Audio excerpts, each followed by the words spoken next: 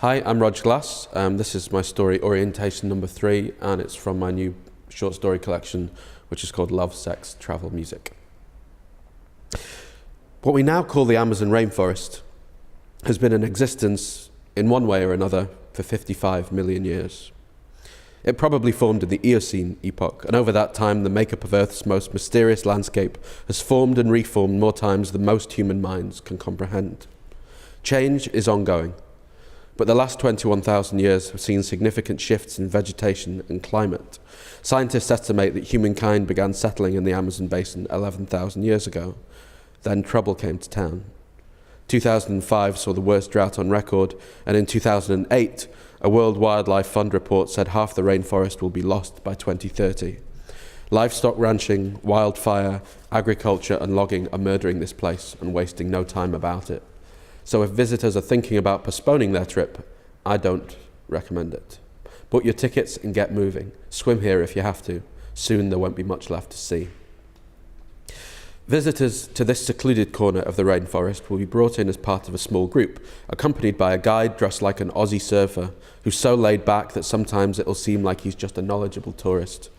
Leonardo is a short, stocky man in his late 20s, employed to take visitors trekking, fishing and swimming over the next few days, with a standard eco package offering a Monday to Friday deal popular with a steady stream of Amazon virgins coming through. Every week, Leonardo does the pickup from the Eco Centre in one of the northern districts of Manaus. He'll welcome you like an old friend, help you load bags into the back of the van, then weave slowly through the roads to the water. You hope you're nearly there, but he laughs and says, "Now, we start." Some visitors will be so intoxicated by the humidity, the smells and energy of Manaus that they might not recognize it as a city at all. Something more like hell. The heat is punishing, the traffic is wild, the market's chaotic, and many Westerners will wish they'd never arrived here. Even Leonardo isn't keen. He's from Salvador and prefers the life there. More colour, less busy, cooler music, he says.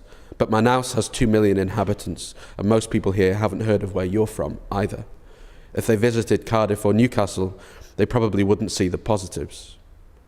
So Leonardo says, be respectful and watch those digital cameras. It might be a pain in the ass to you, but it's life and death to the shit kickers of Manaus.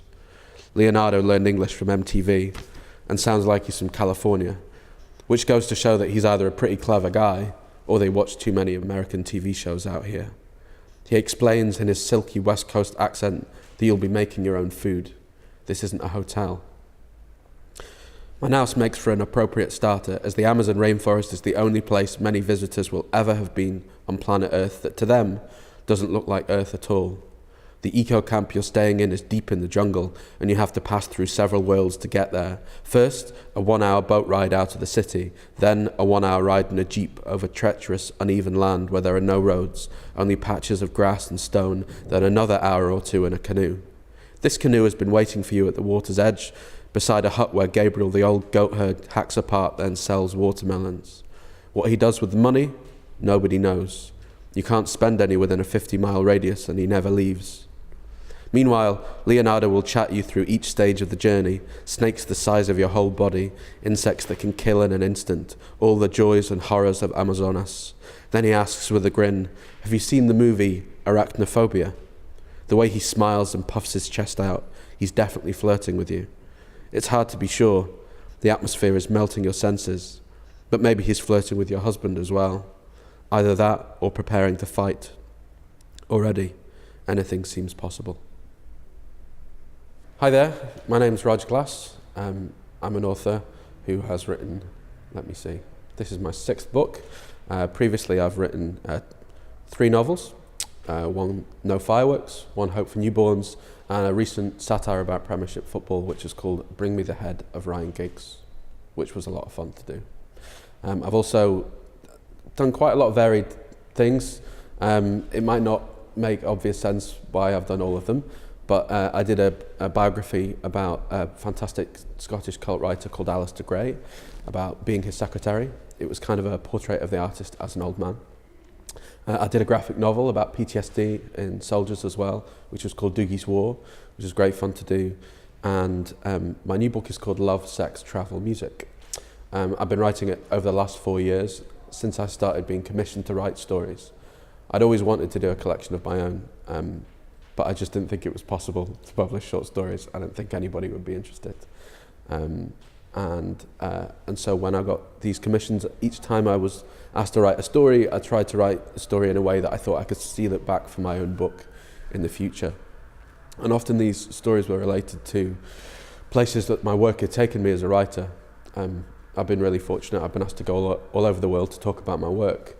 So I noticed soon after starting that I already had half a dozen stories set in Canada, America, South America, all over Europe. And then I got the idea of writing a themed, coherent collection about cheap air travel, basically, and where we can get to with cheap air travel. And so I wrote half of the book under my own steam, and half of it is commissions, and then I re-edited it all together. And when I was pulling the book together, I realised that all the stories are about the same things, 4 themes: love, sex, travel, music. So that seemed like an appropriate title.